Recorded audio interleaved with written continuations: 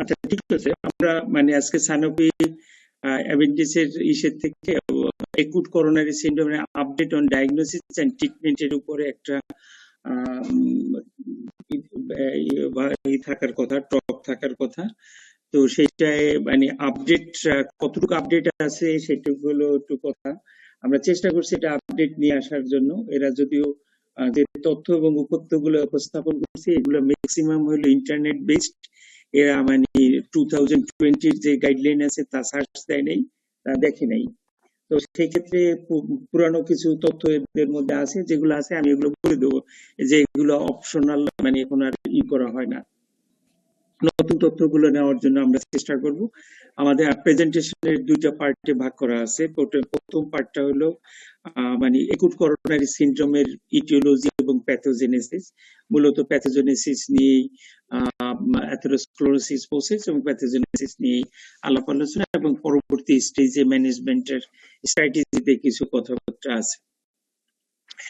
তো acute coronary syndrome update on diagnosis and management, আপনারাই বিচার করতে পারবেন কতটুকু আপডেট তারা। Atherosclerotic cardiovascular disease includes arterial disease affecting the blood supply to the heart or brain or to the peripheral regions of the body. It accounts overall half of the death in middle age and one-third of all in old age in most of the developing countries. CVD shares a common pathophysiology involving atherosclerosis and thrombosis, that is atherothrombosis. IPU considers the atherothrombosis events as a whole leading cause of death worldwide.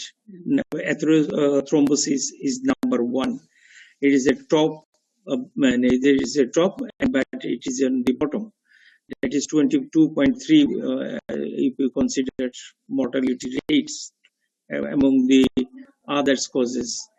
Next, the infectious disease, and next to cancer. So if you consider the three cases, the atherothrombosis is the leading one.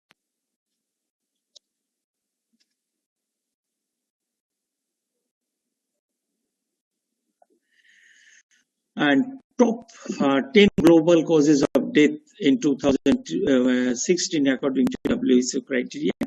Ischemic heart disease was the pioneer among them, followed by stroke and chronic obstructive lung disease. আমরা যে পশু যে COPD নিয়ে এত কথা বললাম, শোনা যায়?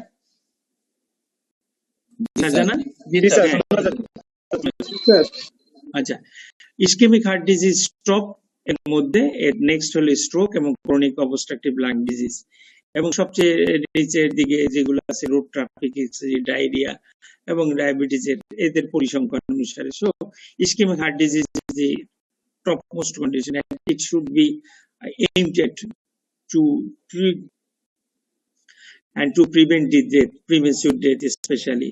Ischemic heart disease and stroke are the world's biggest killer, accounting for a combined, that's 15.2 million deaths in 2016. And these diseases have been remained the leading cause of death globally in the last 15 years. এখন যদি আমরা কতগুলো জিনিস চিন্তা করি, যে কোনোরাই artery, cerebral artery এবং pulmonary artery disease, এর মধ্যে যদি কমন মানে হিসাব করি, কমন হিসাব করলে 3, 7, 3 এবং 11 সবকিছু প্রায় 26%, total 26% of patients have manifestation of atherosclerosis in more than one arterial bed. More than one arterial bed এরকম atherothrombosis manifestation থাকবে। যেমন করোনারি আর্টারি ডিজিজের সাথে এবং এক্ষেত্রে সেরিব্রোভাস্কুলার ডিজিজ এক্ষেত্রে এবং পালমোনারি আর্টারিয়াল ডিজিজের সাথে। So atherosclerosis is the main target. এবং যদি আমরা অ্যাথেরোস্ক্লেরোসিস থেকে ন্যাচারাল হিস্ট্রি দেখি এবং প্রোগ্রেশন যদি দেখি, তাহলে এটা সেকেন্ড মানে ডিকেড থেকে, মানে আপনার বয়স 20 থেকে যখন আপওয়ার্ডস এর দিকে যেতে থাকবে, সেক্ষেত্রে 20 থেকে আপওয়ার্ডস এর দিকে যেতে থাকবে। একটু আস্তে তোমরা যদি অ্যাথেরোস্ক্লেরোসিস 20 ডিকেটস এর উপর থেকে যদি যেতে থাকে, সেই ক্ষেত্রে মানে প্লেকটা জমতে থাকে এবং ফ্যাটি স্ট্রিক হয়। আলটিমেটলি ফোর্থ ডিকেটে যে এটা রিজনেবল সাইজে হয় এবং এটা ফাইব্রাস ক্যাপ থাকে। ফাইব্রাস ক্যাপের থেকে আলটিমেটলি লিপিড কোর এবং স্মুথ মাসল সেল পলিপারেশন হতে থাকে এবং যে ফাইব্রাস ক্যাপটা থাকে এটা থিক থেকে থিন হতে থাকে এবং আলটিমেটলি যদি কোনো স্ট্রেসিং শেয়ারিং অথবা টিয়ার হতে থাকে তাহলে অ্যাথেরোস্ক্লেরোটিক মানে রাপচার হয়ে যেতে পারে। যতক্ষণ পর্যন্ত এটা রাপচার না হয় ততক্ষণ পর্যন্ত এটা স্টেবল করোনারি আর্টারি ডিজিজ হিসাবে থাকে। মানে সাপ্লাই এবং ডিমান্ডের মিসম্যাচ যতক্ষণ থাকবে তখন স্টেবল করোনারি আর্টারি ডিজিজ হিসাবে থাকবে। তার মানে in between attack patient asymptomatic, in between attack মানে পেশেন্ট অ্যাসিম্পটমেটিক থাকবে এবং ইন বিটুইন অ্যাটাক যখন থাকবে না, যখন অ্যাথেরোস্ক্লেরোটিক প্লাক রাপচার হয় এবং সে যদি টোটাল ওকুলেশন করতে পারে তাহলে একুট করোনারি সিনড্রোম হবে। তাহলে এটা ন্যাচারাল হিস্ট্রি যদি আমরা এরকম করি যে অ্যাথেরোস্ক্লেরোটিক করোনারি আর্টারি ডিজিজের মানে 2018 সালে ইএসসির গাইডলাইন অনুসারে যেভাবে বলছে যে ক্রনিক করোনারি সিনড্রোম অথবা ক্রনিক স্টেবল এনজাইনা বা chronic stable artery, it is a long stable condition. এটা শুধুমাত্র এক্সাজারবেশন হতে পারবে যদি এটা আর অ্যাথেরোস্ক্লেরোটিক প্লাকটা রাপচার হয়, তখনই এটার এক্সাজারবেশন হয়। সে আইদার আনস্টেবল এনজাইনা অথবা এমআই করতে পারে হলো যদি এটা করোনারি আর্টারিতে হয়। ঠিক একইভাবে সে ইসকেমিক স্ট্রোক তৈরি করতে পারে যদি এটা সে সেরেব্রাল আর্টারিতে মানে হ্যাম্পার করে এবং ক্রিটিক্যাল লেগ মানে ইসকেমিয়া করতে পারে, সেরেব্রোভাস্কুলার ডিজিজ করতে পারে। এই যে অ্যাথেরোমাটোস প্লাক রাপচার এবং তার অ্যানাটমিক্যাল ডিস্ট্রিবিউশনের জন্য এইগুলো সম্ভব। যদি কোনো ক্ষেত্রে এটা যদি এম্বোলাস হয়ে যায়, যদি থ্রোম্বাসটা যদি কোনো ক্ষেত্রে এম্বোলাইজ হয় তাহলে ডিস্টাল পার্টে সে আবার এটা করতে পারে। তাহলে আমরা প্রেজেন্টেশন দেখতেছি একদিকে স্টেবল থাকতে পারে পেশেন্ট একদম সাইলেন্ট, যে মানে 40-50% নিচে যদি অ্যাথেরোস্ক্লেরোটিক প্লাক থাকে আপনি কোনো কিছু ডিটেক্ট করতে পারবেন না নন ইনভেসিভলি। ইসিজি করেন, ইকো করেন, ইটিটি করেন, এভরিথিং উইল বি নরমাল। কিন্তু আপনি যদি সিটি এনজিওগ্রাম করেন তাহলে আপনার প্লাক আছে সেটা ধরা পড়বে অথবা করোনারি এনজিওগ্রাম করবে এবং 70% এর উপরে গেলে ইনভেসিভ টেস্ট ডিটেক্ট করতে পারবেন যে তার করোনারি আর্টারিতে লিশন আছে। এই কথা প্রশান্ত, আপনি সাউন্ড অফ করে নেন একটু।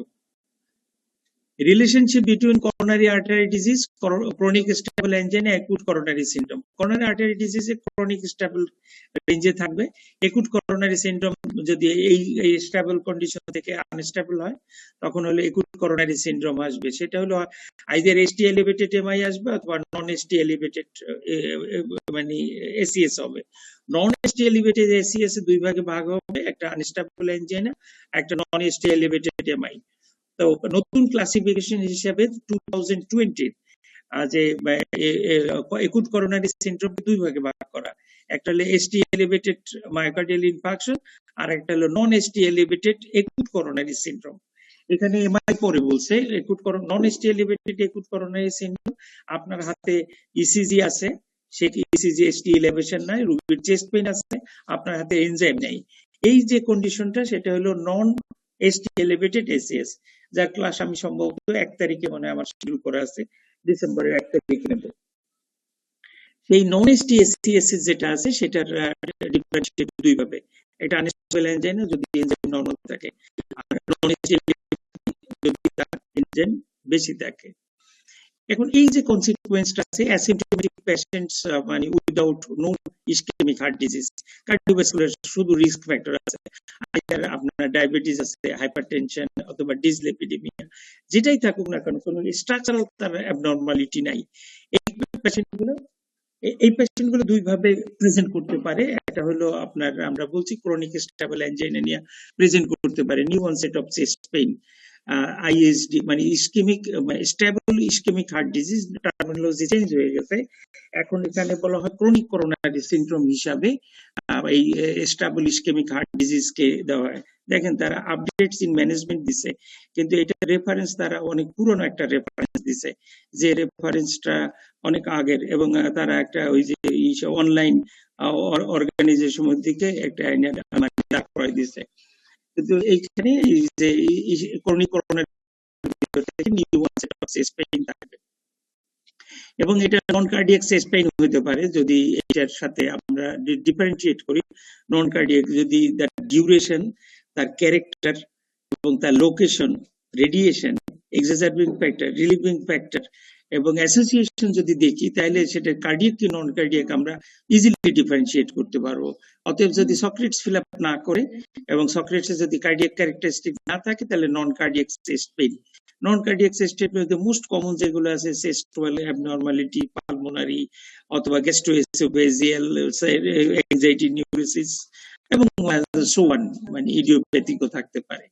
এই যে স্টেবল করোনারি আর্টারি ডিজিজ, এখান থেকে তার মানে ন্যাচারাল হিস্ট্রি যদি আপনি চিন্তা করেন, সেই ন্যাচারাল হিস্ট্রিতে প্ল্যাক যদি রাপচার না হয়, তাহলে সেই স্টেবল করোনারি আর্টারি ডিজিজ হিসাবে লং টাইম থাকতে পারে। মানে এক্সাজারেশনে চেস্ট পেইন হলো, রেস্ট নিলে কমে গেলেন, এটা অ্যাসিম্পটোমেটিক স্টেটের ভিতরেও থাকতে পারে। এবং ক্রনিক করোনারি সিনড্রোম মানে 6টা মানে স্পেকট্রাম নিয়ে থাকে। আপনারা জানেন যে একটা ক্রনিক স্টেবল অ্যাঞ্জাইনা থাকে, আর একটা স্টেবল করোনারি আর্টারি অ্যাসিম্পটোমেটিক থাকে। এর ফলে পোস্ট এমআই, পোস্ট সিএবিজি এই স্টেটটা যদি স্টেবল হয় সেই ক্ষেত্রে, এবং মানে পোস্ট পিসিআই এই গ্রুপটা, এবং আরেকটা গ্রুপ আছে non obstructive coronary artery disease, asymptomatic non obstructive coronary artery disease, এই পেশেন্ট গুলা মানে একটা গ্রুপ থাকে।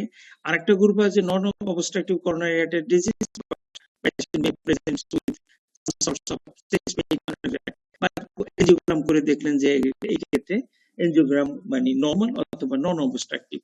সো সাইলেন্টলি মায়োকার্ডিয়াল থাকতে পারে, এনজাইনা থাকতে পারে, অথবা নন অবস্ট্রাকটিভ করোনারি আর্টারি ডিজিজ থাকতে পারে।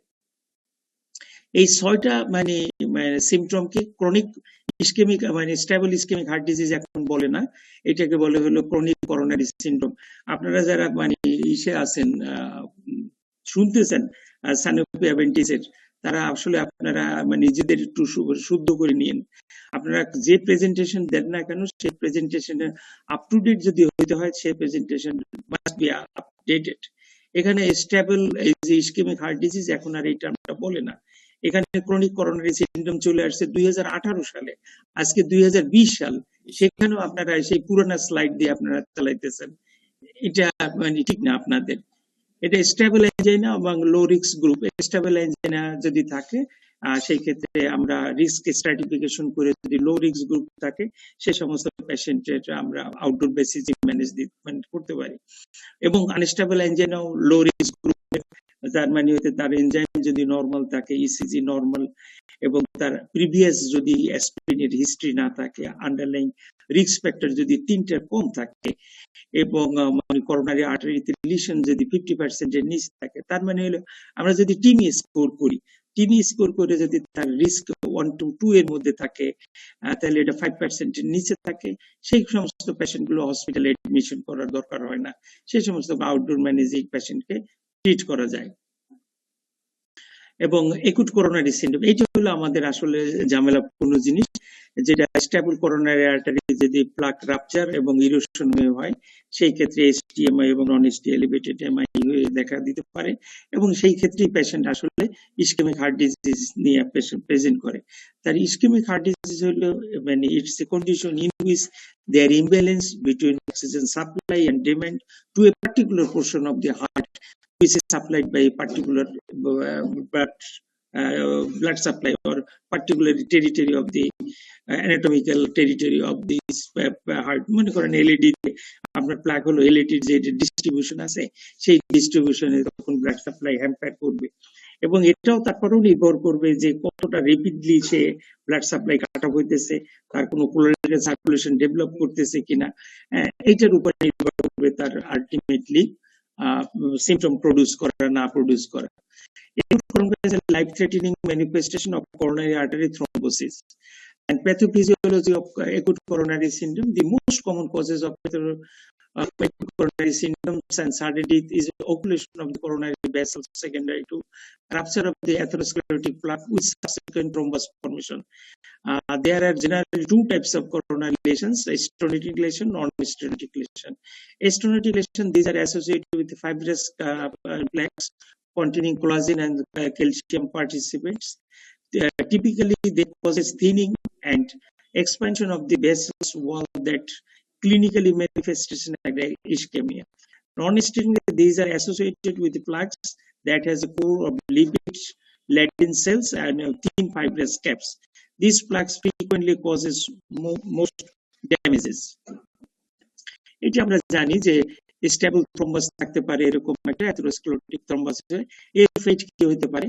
এর ফেট হতে পারে, এটা টোটাল থ্রম্বাস হতে পারে। এটা যদি টোটালি এটা স্টেবল করোনারি আর্টারি ডিজিজ। এখানে ক্যালসিয়াম মানে যে কোরটা থাকে সেটা লিপিড এবং কোলাজেন ফাইবারস দিয়ে থাকে এবং এর থিক কোর থাকে এবং এই থিক কোরটা এটা বাড়তে বাড়তে টোটালটাই এরকম 70% বা তার উপরে যদি না হয় তাহলে কিন্তু আপনার অনেক এক্সরশনের সিম্পটম হবে না।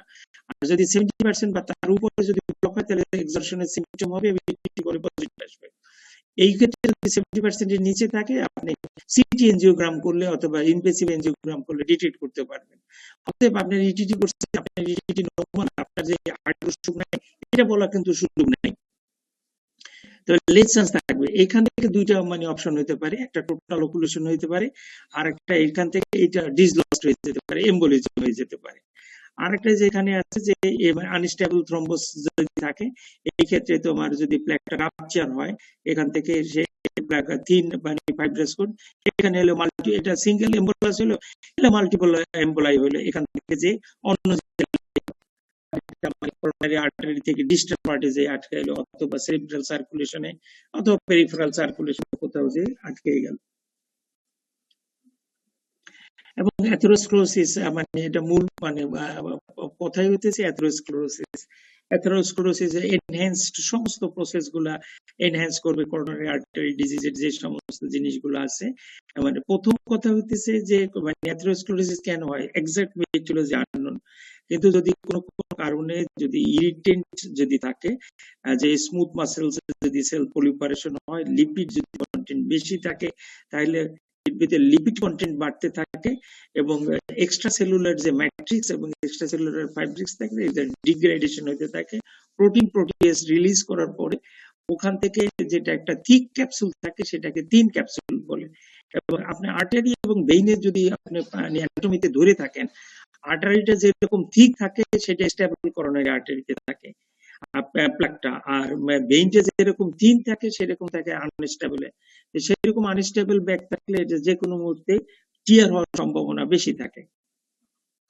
এবং মানে যদি অবস্ট্রাকটিভ লেশন পুরোপুরি হয়ে যায় এরকম থাকবে, অকুলেসিভ লেশন এর পরে ডিস্টাল কাট অফ পয়েন্টে থাকবে, এবং নন অবস্ট্রাকটিভ লেশন যদি থাকে এরকম নেগেটিভ মার্কিং থাকবে। এই দেখেন আপেল কামড় দেওয়ার মতো দেখা যায়, এটা হলো নন অকুলেসিভ প্লাগস। ইসিজিতে আমরা এসটি যদি নন এসটি এলিভেশন এমআইতে দেখব, এসটিটি চেঞ্জ থাকবে 0.5 মিলিমিটারের মতো, এসটিটি ডিপ্রেশন থাকতে পারে অথবা টি ইনভার্সন থাকতে পারে। এসটি এলিভেটেড এমআইতে আমরা এসটি সেগমেন্ট ইসিজিতে নতুন ক্রাইটেরিয়া অনুসারে ST segment ইলেভেশন is 1 millimetre ST segment ইলেভেশন in all leaded except B2 and B3 in which it is age and sex specific. Age কিরকম? In case of female it is 1.5 millimeter, in case of male less than 40 it is 2.5 and more than 40 it is 2 millimeter. তো শুধু 2 এবং 3 মানে sex লিডের বা সমস্ত six লিডে 1 millimetre ST segment elevation হলেই হবে।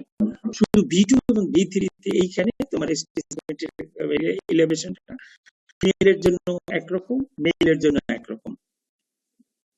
এবং এটা সবাই জানেন যে এখন আমরা বায়োমার্কার মানে দেখি, বায়োমার্কার হলো প্রেফার্ড বায়োমার্কার হলো ট্রোপোনিন আইএমটি। অন্য বায়োমার্কার গুলো এই 2020 গাইডলাইনে এই করে দিয়েছে, ক্লাস 3 করে দিয়েছে, কোনো দরকার নাই ওই সিকেএমবি তারপরে আদার্স মানে ইনজুরির জন্য কোনো কিছু দরকার নাই, শুধু প্রেফার্ড মার্কার ট্রোপোনিন আই। এবং এটা 1 এবং 0 আওয়ারে যদি প্রথম আসার সাথে সাথে একটা, এরপরে যদি আপনার সুযোগ থাকে তাহলে 1 ঘন্টায়, সুযোগ যদি না থাকে তো অ্যাটলিস্ট 2 ঘন্টায়, যেটা 2015 ছিল মানে 0 আওয়ার এবং 3 আওয়ার, সেটাকে 0 আওয়ার এবং 2 আওয়ার করে দিয়েছে। 0 আওয়ার গুলো আপনি এই রেজাল্ট পাইতে আপনার 1 ঘন্টা সময় লাগবে। কিন্তু আপনার এখানে আমরা যখন মানে পাঠাই, আমাদের দেশের প্রেক্ষাপট আলাদা। আমরা ট্রোপোনিন পাঠাইলে 6 ঘন্টা লাগে আমাদের ট্রোপোনিন রেজাল্ট পাইতে, কিন্তু স্ট্যান্ডার্ড প্রোটোকল অনুসারে ভ্যালিডেটেড করা আছে, ট্রোপোনিন পাঠাইলে আপনার 1 ঘন্টার মধ্যে ট্রোপোনিন রেজাল্ট আসবে। অতএব যেটা আপনি অন 0 আওয়ারে পাঠাবেন, আপনার সাথে সাথে যেটা আসার সাথে পাঠাবেন, সেটা পাইতে আপনার 1 ঘন্টা সময় লাগবে। এবং র্যাপিড রুল ইন এবং র্যাপিড রুল আউট 2020 তে গাইডলাইনে আসছে, আমি 1 তারিখে পড়াবো, যে ইনিশিয়ালি যদি আপনার ট্রোপোনিন আই কম থাকে এবং সেকেন্ড স্যাম্পল যদি 1 ঘন্টার মধ্যে কম থাকে, তাহলে এটা র্যাপিডলি রুল আউট করে দিল।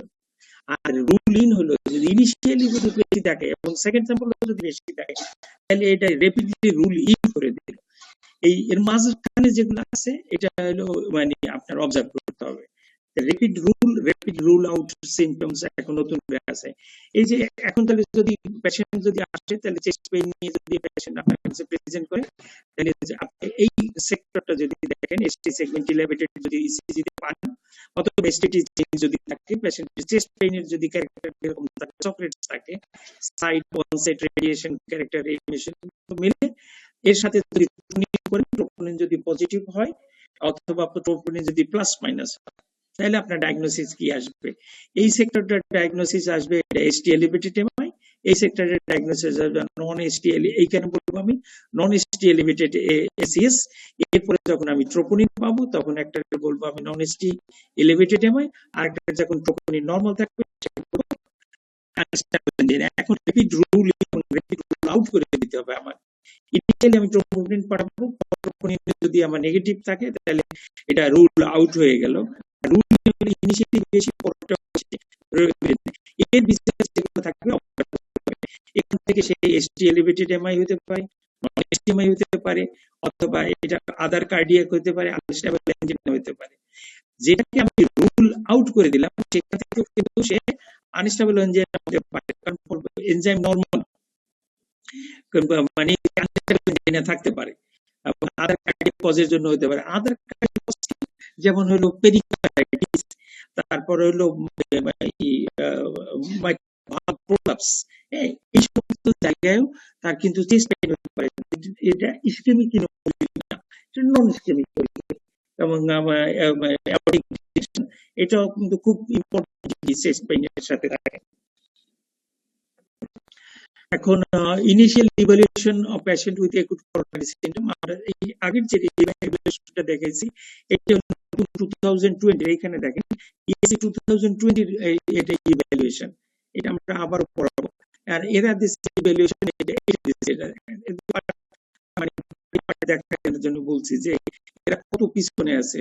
Clinical presentation consistent of acute coronary syndrome, initial therapy oxygen, মানে তারপর ইসিজি করে এসটি এলিভেশন হলে ST elevated MI, ECG ST elevation না থাকলে তারা ট্রোপোনিন করতে পারছে, এটা আনস্টেবল এনজাইম আর নন এসটি এমআই থাকলে এই ব্যাপারে ইসিজি নরমাল হলে কনসিডার অল্টারনেট ডায়াগনোসিস।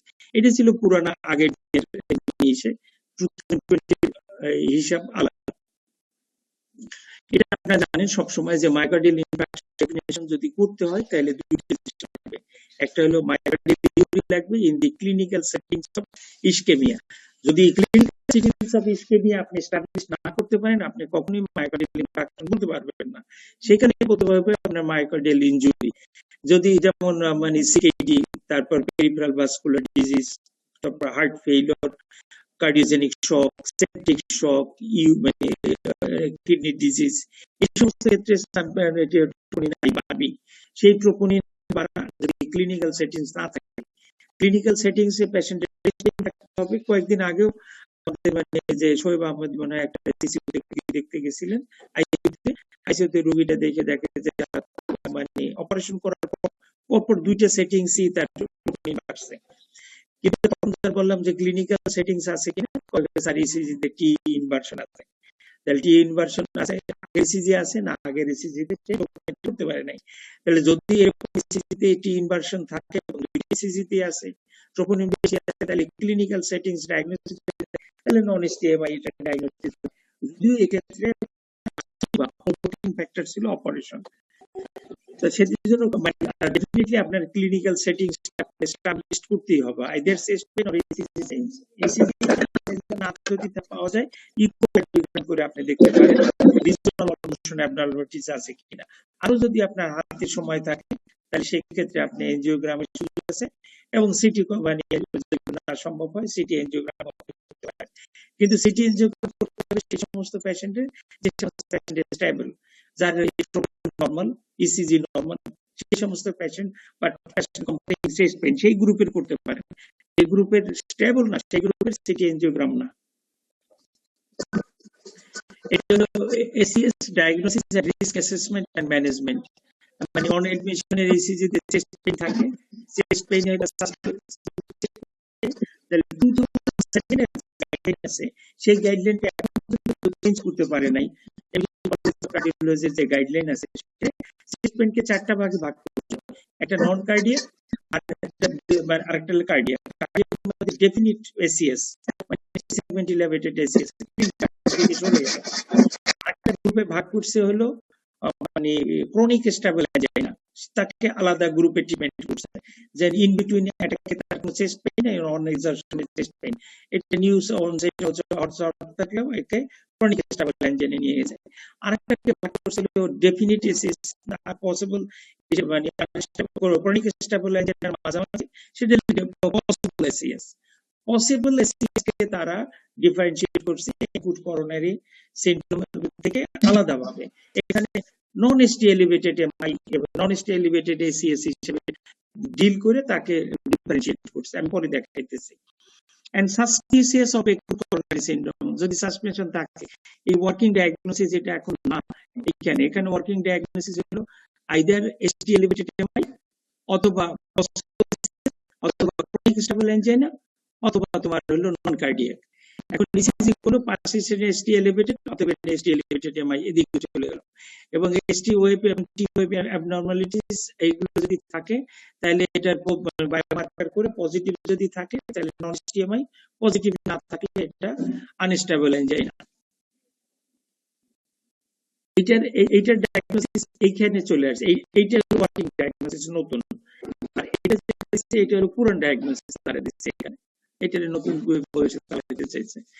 আচ্ছা, ACS acute treatment goals. Physicians have several goals for treating a patient with ACS: to relieve ischemia and associated components, to restore blood flow, and to prevent complete vessel circulation in patient with non-ST-ACS, and preventing the infarct expansion in both patient with STMI and non-STMI to prevent the complication of death. MI হয়ে থাকে ST elevated MI, তাহলে আমার প্রথম গোল হচ্ছে symptom relieve করা, দুই নম্বর হচ্ছে তার কমপ্লিকেশন প্রিভেন্ট করা। কমপ্লিকেশন কি মানে মেস কমপ্লিকেশন, এর মধ্যে মেজর অ্যাডভান্স কার্ডিয়াক মানে ডেথ, নেক্সট হলো মানে স্ট্রোক, রিপিট এমআই এবং রিপিট রিভাস্কুলারাইজেশন, এইগুলো আমার প্রিভেন্ট করার দরকার এসটিএমআই। নন এসটিএমআই হলো এক নম্বর হলো চেস্ট পেইন প্রিভেন্ট করা, দুই হলো ফার্দার সাবসিকুয়েন্ট যে মানে ইভেন্টস আছে সেগুলো যাতে না হয়, নন এসটি এর থেকে যেন এসটি এলিভেটেড এমআই না রেগুলেশন না হয় সেটার জন্য। এবং এই মানে আপনারা জানেন যে ইনফ্রাক্ট হওয়ার সাথে সাথে ইনফ্রাক্ট এক্সপেনশন হয় এবং ইনফ্রাক্ট 3 এক্সপেনশন হতে থাকে, এগুলোর মানে থাকবে। এখন treatment of acute coronary syndrome, initial treatment of acute, যদি এসটি এলিভেটেড এমআই হয় আমরা এসটি এলিভেটেড মানে গাইডলাইন যাব। এসটি এলিভেটেড গাইডলাইনের প্রথম শর্ত হচ্ছে রিভাস্কুলারাইজেশন, রিপারফিউশনের ভিতরে 2 ঘন্টার ভিতরে থাকে এবং পেশেন্ট যদি কন্ট্রাইন্ডিকেশন না থাকে তাহলে যদি সম্ভব হয় প্রাইমারি পিসিআই করতে হবে, আর 2 ঘন্টার মধ্যে যদি না পাওয়া যায় তাহলে সেটা থ্রোম্বোলাইটিক থেরাপি দিন, সেক্ষেত্রে টেনেক্টেপ্লেজ দি প্রেপারেড অ্যান্টিপ্লেটলেট অ্যান্টি থ্রোম্বোটিক, এর সাথে আপনার অ্যান্টি অ্যাঞ্জাইনাল তারপরে অ্যান্টি থ্রোম্বোটিক যোগ করতে হবে। অ্যান্টিথ্রম্বোটিকের সাথে অ্যান্টিপ্লেটলেট এবং অ্যান্টিকগুলেন্ট দিতে হবে। অ্যান্টিপ্লেটলেট অ্যাসপিরিনের সাথে একটা P2Y2 ইনহিবিটর যোগ করতে হবে ST এলিভেটেড এমআইতে। এক্ষেত্রে যদি প্রাইমারি পিসিআই করি তাহলে prasugrel is the drug of choice. যদি প্রাইমারি পিসিআই আমি না করতে পারি, আমি যদি থ্রম্বোলাইটিক দিই তাহলে clopidogrel is the drug of choice. In বিটুইনে আমরা টিকাগ্রেল ইউজ করতে পারি যদি প্রাসুগ্রেল যদি না দেয়, অথবা প্রাসুগ্রেল এবং টিকাগ্রেল না পাওয়া গেলে সেক্ষেত্রে ক্লোপিডোগ্রেল ইউজ করা যায়। এবং এখন নতুন গাইডলাইন অনুসারে 12 মাস পর্যন্ত পিসিআই না করুক, ডুয়াল অ্যান্টিপ্লেটলেট দিতে হবে, এরপরেও দেওয়া যাবে according to clinical scenario. Unstable angina থাকলে অথবা নন এলিভেটেড এমআই থাকলে এখানে রিস্ক এটা এরা সহজভাবে চিকিৎসা করে গেছে। আনস্টেবল এনজাইনা নন স্টেবল রিস্ক স্ট্রাটিফিকেশন লাগবে। রিস্ক স্ট্রাটিফিকেশন করে যদি স্টেবিলিটি থাকে তার চিকিৎসা হবে ইনভেসিভ প্রসিডিউরের মতো। আর যদি এটা না থাকে তাহলে মেডিকেল ম্যানেজমেন্ট থাকবে। আনস্টেবল এলিভেটেড এমআইতে ইনভেসিভ প্রসিডিউর বা পিসিআই করার কোনো সুযোগ নাই যদি স্টেবল থাকে এবং ইসিজি এবং এনজাইম নরমাল থাকে।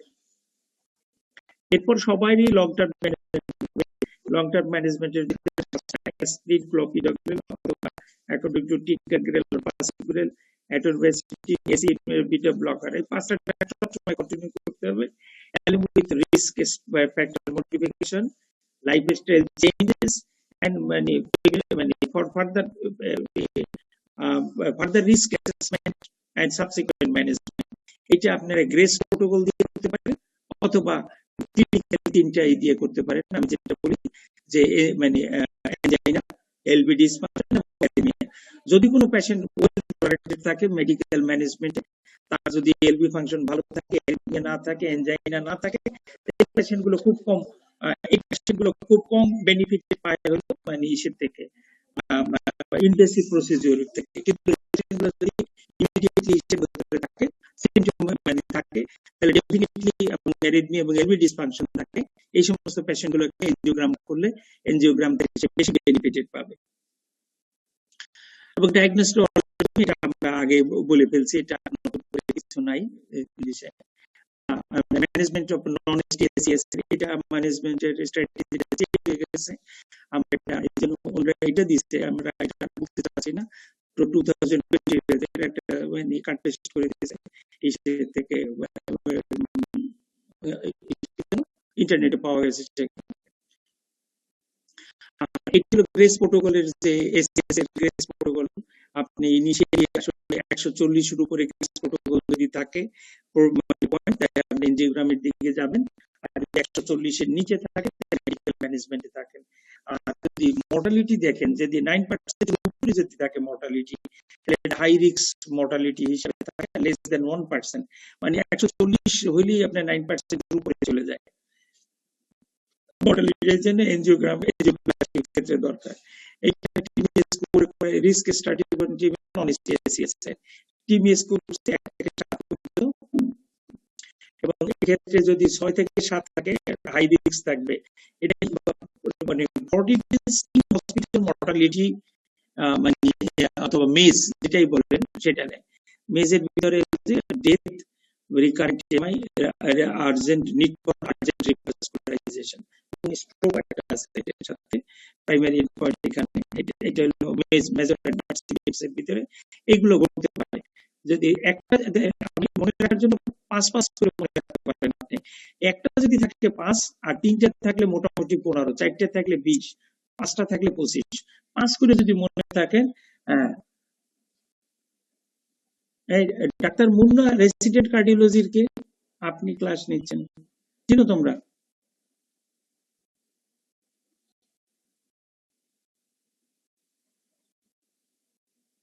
আচ্ছা, overview management strategy of ACS, ACS এর ওভারভিউ ম্যানেজমেন্টের ভিতরে ইনিশিয়াল ম্যানেজমেন্ট যেটা আছে সেটা সব ক্ষেত্রে সমান।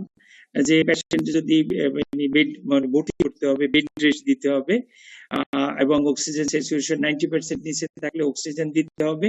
পেশেন্ট চেস্ট পেইন কমপ্লেন করলে অ্যান্টি অ্যাঞ্জাইনাল শুরু করতে হবে সাবলিঙ্গুয়াল নাইট্রেটস থেকে, 5 মিনিট পর পর 3 বার দিতে হবে। যদি না হয় সাবলিঙ্গুয়াল নাইট্রেটস দিতে হবে।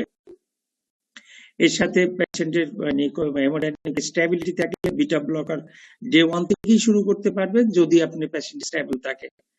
সেজন্য এগুলা এরপরে vital sign, ECG, target history 10 মিনিটের মধ্যে যেটা এমার্জেন্সিতে করবেন, ইনিশিয়াল বায়োমার্কার এবং call for cardiologist and obtain x-ray and T যদি প্রোটোকলে থাকে। Start oxygen if necessary, established IV line, তারপরে chew aspirin and administered nitroglycerin inspiration, morphine IV if discomfort. এরপরে দুই ভাগে চলে গেল, একটা এসটি এলিভেটেড এমআই, একটা নন ST elevated MI. ST elevated MI আমরা ডায়াগনোসিস করছি। এটা হলো নতুন গাইডলাইনে 2020 guideline management strategy of non ST SCS. আমার হাতে যখন এনজাইম এসে পৌঁছে নাই, পিসিজি উপাদান, সেটা initial evaluation and pathway and admission monitoring, এটা এইভাবে। তারপর diagnosis and validation and risk stratification, next step choice of the therapeutic therapy. এটা হলো আমরা কোনটা দেব, ফ্র্যাকশনেটেড হেপারিন, ফন্ডাপাইরিন, এনোক্সিপাইরিন, বিলিভারিন, এটার ক্লাস অফ ইন্ডিকেশন আছে। Choice of antithrombotic aspirin 150 to 300 milligram on presentation. This is class 1 indication.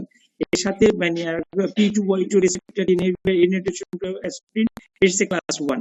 এই সেক্ষেত্রে 60 milligram, টিকাগ্রেল 180 milligram এবং ক্লোপিডাগ্রেল 600 milligram. এইটা হলো অ্যাকর্ডিং টু আমি যেভাবে বলছি সেই হিসাব করে আমার দিতে হবে আমরা পিসিআই করতে গেলে আর কি। এরপরে অ্যানেক্সাপাইরিনের ক্লাস হলো class 2A, enoxaparin administration, and giliperidine at the time of PCI it is class 2B. enoxaparin আমরা যেটা দিচ্ছি মানে সেটা কিন্তু ক্লাস 1 ইন্ডিকেশন না, সেজন্য এটা ক্লাস 2A ইন্ডিকেশন। এটা সাউন্ড একটু বন্ধ করে দাও তোমরা। আমি তো আমি 1 তারিখ ডিসেম্বরের যে ক্লাসটা নেব এটা ডিটেইলসে তখন ওইখান থেকে তোমাদের আরো বলবো। জাস্ট ওভারভিউ করার জন্য এখানে বলতেছি। ইনিশিয়াল ইনভেসিভ যদি আমরা ভার্সাস সিলেক্টিভ যদি করি তাহলে আমরা হেমোডাইনামিক মানে স্ট্যাটাস দেখব, গ্রেস মানে রিস্ক স্কোরটা করে এখান থেকে যদি মারমার থাকে, বিটিবি, এরিথমিয়া এবং এলভিএফ থাকে, that is refractory to medical managements, সেই ক্ষেত্রে লেস দ্যান 2 আওয়ার্স যদি হয় তাহলে ইমিডিয়েট ইনভেসিভ প্রসিডিউর করতে হবে, সেটা 2 আওয়ার্স এর ভিতরে, এবং 24 ঘন্টার মধ্যে আর্লি ইনভেসিভ করতে হবে। এবং সেক্ষেত্রে পেশেন্ট এইরকম হেমোডাইনামিক কম্প্রোমাইজে না থাকলে পেশেন্ট যদি আসে তাহলে সেই ক্ষেত্রে করতে হবে।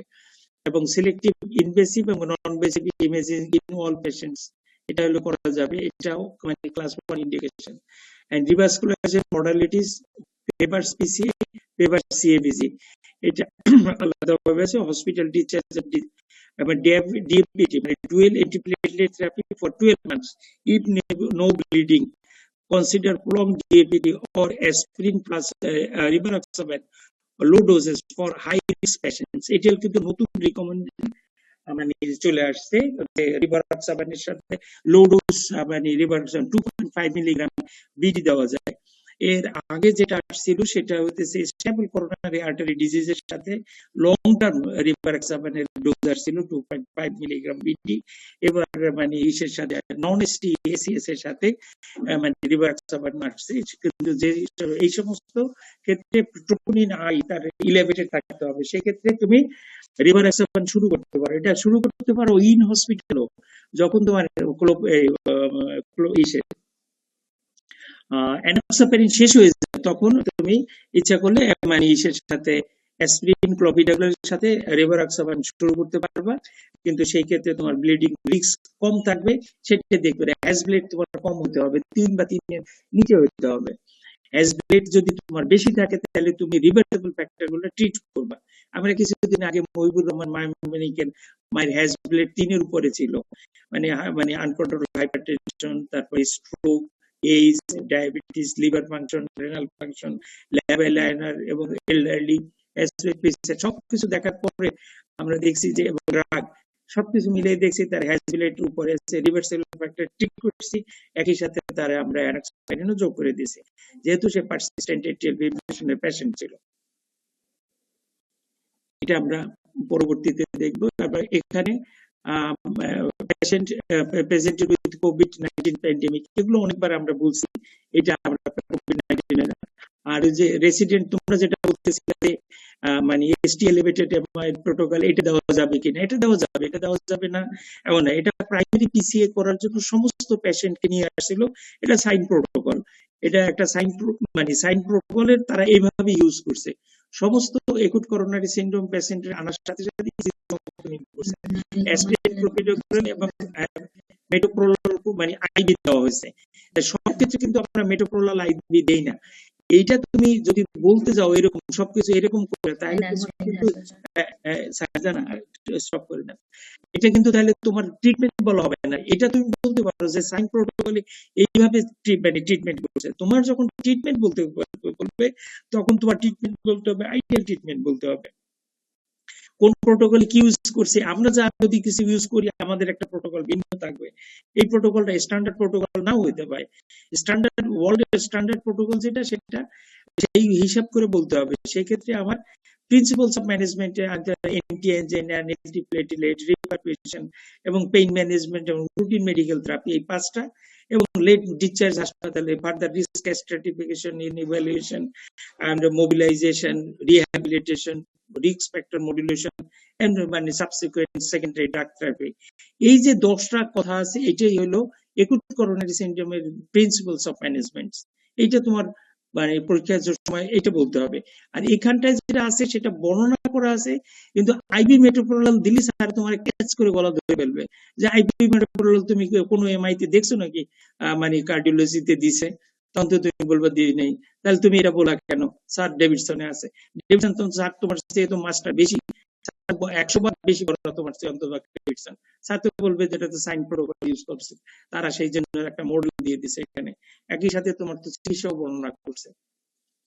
তো আমরা এটা এইভাবে না বর্ণনা করে আমরা ট্রিটমেন্ট হিসাবে বর্ণনা করব। এরপরে হলো কমনলি থ্রম্বোলাইটিক এজেন্ট যেগুলো দেওয়া হয়, স্ট্রেপ্টোকাইনেস, এলটিপ্লেস, রেডিপ্লেস, টেনেক্টেপ্লেস। এখন হলো স্ট্যান্ডার্ড প্রোটোকল হলো টেনেক্টেপ্লেস। এখানে গাইডলাইন ডিরেক্টেড থেরাপি যদি মনে করেন টেনেক্টেপ্লেস, এবং এটা বোলাস সিঙ্গেল ডোজ, মানে বলাই আছে বোলাস এবং সিঙ্গেল ডোজ একসাথে দিতে হবে, এবং এরপরে কিন্তু অ্যানাক্সাপাইরিন আপনার কন্টিনিউ করতে হবে। এটা দেওয়ার পরে যদি আপনি অ্যানাক্সাপাইরিন কন্টিনিউ না করেন, তাহলে কিন্তু রিবাউন্ড আপনার হয়ে যাবে, হাইপার কোয়াগুলেবল স্টেট হয়ে যাবে। আর এটা যদি টেনেক্টেপ্লেস কেউ অ্যাফোর্ড করতে না পারে, সেক্ষেত্রে তাকে স্ট্রেপ্টোকাইনেস দিতে বলতে পারবেন, আমাদের মতো গরিব যেখানে আছে সেখানে দেওয়া যাবে। এই দেখেন টেনেক্টেপ্লেস দিয়ে আইভি হেপারিন মানে 24 to 48 আওয়ার্স কিন্তু এটা ম্যান্ডেটরি করে দিয়েছে, এটা দিতেই হবে আপনার। এটা কারেন্টলি अवेलेबल থ্রম্বোলিড তো third generation tenecteplase, second alteplase, first generation. আমরা ফার্স্ট থার্ড থাকি। ফার্স্ট জেনারেশন হলো স্ট্রেপ্টোকাইনেস, আর third generation tenecteplase, second generation দরকার নেই, ভুলে যান এগুলো।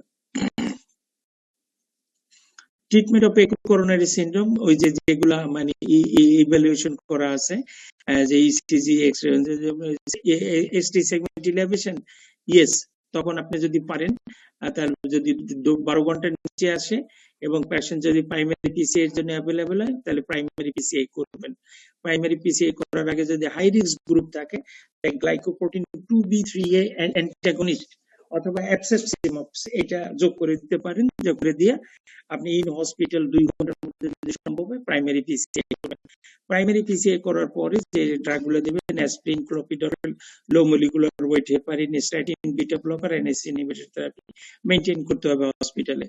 এটা যদি এসটি এলিভেটেড না থাকে, নন এসটি এলিভেটেড হেপারিন থাকলে সেটা মানে এই সবই পাবে এখানে, শুধু এখান থেকে মানে পাবে না, প্রাইমারি পিসিআই পাবে না। এখানে লো মলিকুলার ওয়েট হেপারিন অথবা ফন্ডাফেরিনক্স আপনি কনসিডার করতে এবং consider nitrates along with other drugs. তারপরে হলো মানে ওই যে রিস্ক স্কোর করতে বলছে, ক্যালকুলেশন করে যদি হাই রিস্ক এবং গ্রুপ থাকে, তাহলে তার এই ইনিশিয়াল এই গ্রুপের মধ্যে নিয়ে যেতে হবে, প্রাইমারি পিসিআই গ্রুপের মধ্যে যেতে, অথবা রিকারেন্ট যদি সিমটম থাকে না থাকে, তাহলে তার মেইনটেইন করতে হবে। এখন আসলে থ্রম্বোলাইটিক মানে এসটিএল 12 ঘন্টার থ্রম্বোলাইটিক এসটি সেগমেন্ট ইনহিবিটর আছে, কিন্তু পেশেন্ট মানে 12 ঘন্টার চেয়ে বেশি সময়ের মধ্যে আছে, তাহলে সেই ক্ষেত্রে কি করবেন? সেক্ষেত্রে 12 ঘন্টার বেশি সময় হলো তাকে নন এসটি এলিভেটেড এমআই যে আছে প্রোটোকলের মধ্যে দিয়ে দেবেন। এবং এই ক্ষেত্রে আরেকটা জিনিস আছে যে সেটা হলো প্রাইমারি পিসিএ করা গেল না, এরকম যদি হয় তাহলে সেক্ষেত্রে থ্রোম্বোলাইসিস করবেন।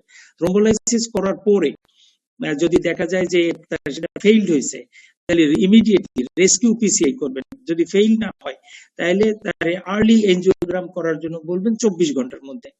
তাহলে মানে প্রথম কথা হইতেছে এসটি এলিভেটেড এমআই 2 ঘন্টার মধ্যে পারছি, আমি প্রাইমারি পিসিআই করছি। 2 ঘন্টার মধ্যে পারি নাই, আমি থ্রোম্বোলাইটিক থেরাপি দিছি।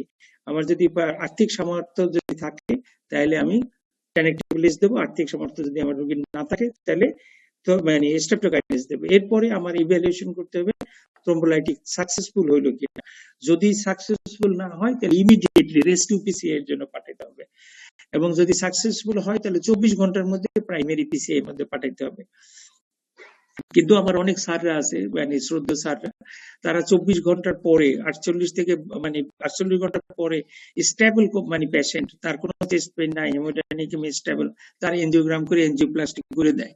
এই যে ক্লাস 3 ইন্ডিকেশন, এটা কোনো দরকার নাই, কোনো ধরনের বেনিফিট পায় না পেশেন্ট, কিন্তু তারপরেও করে। হ্যাঁ, যদি পেশেন্ট স্টিল সিমটোমেটিক থাকে, পেশেন্টের যদি হেমোডাইনামিক কম্প্রোমাইজ থাকে, বিটি থাকে, বিএফ থাকে, অথবা পেশেন্ট রিট্রাক্টরি হার্ট ফেলিওর থাকে, তাহলে সেই ক্ষেত্রে টাইম বার কোনো সব ফ্যাক্টর না, যে কোনো মুহূর্তে এনজিওগ্রাম এনজিওপ্লাস্টি করা যাবে। মানে মায়োকার্ডিয়াম এট স্পেশাল রিস্কে যদি থাকে সেক্ষেত্রে করতে পারবেন, কিন্তু without any symptom patient haemodynamic stable, it is contraindicated, that is class 3 indication in case of ACS, acute coronary syndrome. টাইমগুলো আপনারা জানেন, যত টাইম বেশি যাবে তত মাসেল লস করতে পারে। Delay in initiation of liver function therapy increase the loss of myocyte, যে যত টাইম যাবে তত মাসেল যাবে। মাসেল মিন্স মানে মিন্স মাসেলস, মানে যত মিনিট বেশি লস তত মাসেল তত loss. The benefit of low molecular hairpin for the STMI. Over the last decades, a number of studies has evaluated the enoxaparin as an alternative to unfractionated in the treatment of ST elevated MI. The clinical evidence suggests that enoxaparin to be more effective than unfractionated heparin and no elevated risk for bleeding. The extract TB25 trial demonstrated that enoxaparin is superior to this strategy inside unfractionated heparin for 48 hours in patient receiving fibrinolysis for STMI. Although enoxaparin is not resistant in the treatment of STMI with primary PCI, the trial study demonstrated that enoxaparin provided improvement in net clinical benefit over unfractionated in this fashion. Furthermore, the latest European guideline 2007 recommended enoxaparin in STMI patient under primary PCI class 2 indication, আমি যেটা দেখাইছি আগেরবারে। So with these few words, I like to conclude here. Thank you very much. Thanks the Avengers for upgrading our knowledge regarding the acute coronary syndrome and its latest managements. Though some slides are very old, that are not many yet updated. So when the department who is dealing with these things, I think they should be accustomed with these guidelines, as because in 2020 there is guidelines of the non-ST elevated MI. In 2018 and 2017 there is also guidelines for use of ST elevated MI, dual ventilators, say in acute coronary syndrome, and so on. So you should not use the internet for preparing these slides. You must use the textbooks, whether it may be Harsted or it may be from Bronault or other things. That was the genuine books for the Bible of the cardiovascular systems. So, ladies and gentlemen, I like to conclude here with giving thanks to all the participants who listen to me for more than 2 hours. With thanks, I like to conclude here, and I am requesting the artists to take over the mics and say something regarding this 2 days presentation and give thanks to the organizers, Osmani Medical College, to organize these meetings, and also the participants. Thank you. Thank you very much for your nice presentation and informative presentation. And also, we are acknowledge your advice. So, thank you very much, sir. And dear participants, have you any question? If you have any question, please ask. Our today's honorable speakers, sir, are ready to answer your question. Thank you, sir, for your nice presentation, sir. Sir, I have a question. New guideline, according to new guideline, non-STMI, in case of non-STMI, we can add rivaroxaban, 2.5 milligram. Sir, my question is, how long we can continue this rivaroxaban with non-STMI patient?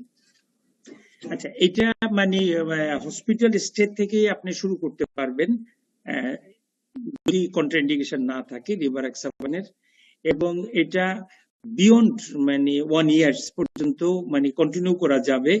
যদি কেউ dual antiplatelet tolerate করতে পারে তার সাথে এটাও tolerate করতে পারবে। যে এটার ল্যান্ডমার্ক পর্যন্ত মানে 30 মাস বা 36 মাস পর্যন্ত এই করা আছে। যে যতদিন আসা মানে চিকিৎসার ক্ষেত্রে একটা জিনিস খেয়াল করেন, আমরা অ্যান্টিকোয়াগুলেশন কিন্তু দেই একটা সার্টেন পিরিয়ড পর্যন্ত, কিন্তু অ্যান্টিপ্লেটলেট দেই একটা আনসার্টেন পিরিয়ড পর্যন্ত। কারণ হলো অ্যান্টিকোয়াগুলেশনটা হলো কাজ করে হলো কোয়াগুলেশন ক্যাসকেডের উপরে, সে কিন্তু প্লেটলেটের উপরে কাজ করে না। আমরা জানি যে একুট করোনারি সিনড্রোমে দুইটা সিস্টেম অ্যাক্টিভেট হয়, একটা প্লেটলেট অ্যাক্টিভেট হয়, একটা কোয়াগুলেশন ক্যাসকেড অ্যাক্টিভেট হয়। কোয়াগুলেশন ক্যাসকেডটা অ্যাক্টিভেট যেটা হয় সেটাকে আবার দমন করার জন্য অ্যান্টিকোয়াগুলেন্ট লাগে, আইদিয়ার ওরাল আর প্যারেন্টাল। ওরালের ভিতরে আমরা এই যে রিভারক্সাবান আছে, আর হলো যে ওয়ারফেরিন আছে, আর এই ইসের ভিতরে আইবির ভিতরে আমরা দিতে পারি সেটা হলো হেপারিন আনফ্র্যাকশনেটেড দিতে পারি, আনফ্র্যাকশনেটেড এটা শর্ট টাইমে দেওয়া হয়, মানে যেহেতু এই ইভেন্টটা থাকে শর্ট। এখন মানে করোনারি সিনড্রোম, হ্যাঁ একটু রাখেন, কমল সরকার একটু মানে আনমিউট করেন আপনাকে। আচ্ছা, এটা হলো মানে একটা শর্ট পিরিয়ডের জন্য দেওয়া হয়, কিন্তু দেখা গেছে যে এই পেশেন্টগুলো রিপিটেডলি পেশেন্টগুলো এই সিম্পটম নিয়ে আসে, অথবা রিপিটেড এই থাকে আনস্টেবল এনজাইনা, নন এসটিএমআই এগুলো থাকে। তো এইগুলোকে দমন করার জন্য যদি লো ডোজে অ্যান্টিকোয়াগুলেন্ট দিয়ে দেওয়া হয়, যেটা সেট মেডিসিন থাকবে, তাহলে ওই যে কোয়াগুলেশন ক্যাসকেড গুলো আর অ্যাক্টিভেটেড হইতে পারবে না। এই জন্য এটা 30 মাস পর্যন্ত দেওয়ার একটা এভিডেন্স আছে, 36 মাস পর্যন্ত মানে 3 বছর পর্যন্ত কন্টিনিউ করা যেতে পারে। তবে মাঝে মাঝে রিভিউ করতে হবে যে তার ব্লিডিং রিস্ক বাড়ে কিনা এটার জন্য, কারণ একটাই বেনিফিট যাই আসুক না কেন, এটা আউটওয়ার্ডস যদি রিস্ক না হয় তাহলে সেই বেনিফিটের কোনো লাভ নাই। আমি অ্যাসপিরিন, ক্লোপিডোগ্রেল এবং দিয়ে দিলাম, রিভারক্সাবান দিয়ে দিলাম, পেশেন্টের হেমোরেজিক স্ট্রোক নিয়ে ফিরে আসলো, সেটা বরং আমার জন্য ক্ষতিকর হবে। স্যার, এখানে যে এনক্সাপিরিন যে আমরা যে কন্টিনিউ করব হসপিটালে, এটা ওই যেদিন এনক্সাপিরিন শেষ করব তার থেকে শুরু করব, না এনক্সাপিরিন থাকা অবস্থায় শুরু করা যাবে? না, এনক্সাপিরিন শেষ হলে তারপরে। জি স্যার, থ্যাংক ইউ স্যার। জি স্যার। স্যার, আরেকটা কোশ্চেন ছিল, প্রশ্ন মতো বলছিলেন এসটি লিমিটেড এমআই এর ক্ষেত্রে 12 ঘন্টার ভিতরে আসলে তো আমরা স্টেটোকাইনেজ দিব। কোন মানুষ আছে স্যার 12 ঘন্টা পরেও আসে, তার সিভিয়ার পেইন আছে, পিসিএ করাও সম্ভব না। এই ক্ষেত্রে স্যার একটা কথা বলছিলেন, স্যার এই কথাটা আবার একটু যদি বলেন স্যার। না, এই মানে যদি 12 ঘন্টার পরেও 24 ঘন্টা পর্যন্ত আপনি এক্সটেন্ড করতে পারবে যদি পেশেন্ট মানে হেমোডাইনামিক্যালি এবং ইলেকট্রিক্যালি পেশেন্টের এভিডেন্স অফ ইসকেমিয়া থাকে, এবং মায়োকার্ডিয়াম এট গ্রেটেস্ট রিস্ক ক্লাস 2 ইন্ডিকেশনের মধ্যে এটা আছে। রিপারকিউশন মানে যখন পড়াইছিলাম তখন দেখেন যে এসসিসি আহার গাইডলাইনে 2017 তারা এখানে বলে রাখছে যে যদি মায়োকার্ডিয়াম এট রিস্ক হয় এবং হেমোডাইনামিক এবং ক্লিনিক্যাল। এখন হেমোডাইনামিক্যালি কি বুঝতে পারবো, মানে পালস বিপি কম থাকবে, ক্লিনিক্যালি কিভাবে বুঝবো, আমার ইসিজি চেঞ্জ থাকবে, এনজাইম চেঞ্জ থাকবে। 12 ঘন্টার পরও যদি ইসিজি এবং এনজাইম চেঞ্জ থাকে পেশেন্ট থাকে, সেই ক্ষেত্রে ক্লাস 2A ইন্ডিকেশন হিসাবে আপনি দিতে পারবেন, থ্রোম্বোলাইটিক দিতে পারবেন। This is not class 1 indication. জি স্যার, থ্যাংক ইউ এবং এই ক্ষেত্রে যদি প্রয়োজন হয় তাহলে প্রাইমারি পিসিআই করা যাবে 24 ঘন্টার পরে এক্সটেন্ডেড পিসিআই। কারণ পেশেন্টের যদি হেমোডাইনামিক কম্প্রোমাইজ থাকে, কার্ডিওজেনিক শকে থাকে, পালমোনারি এডিমা থাকে এবং পেশেন্টের যদি ভিটি থাকে, তাহলে সেই ক্ষেত্রে টাইম কোনো ব্যাপার না, যে কোনো সময় পিসিআই করা যাবে। জি স্যার।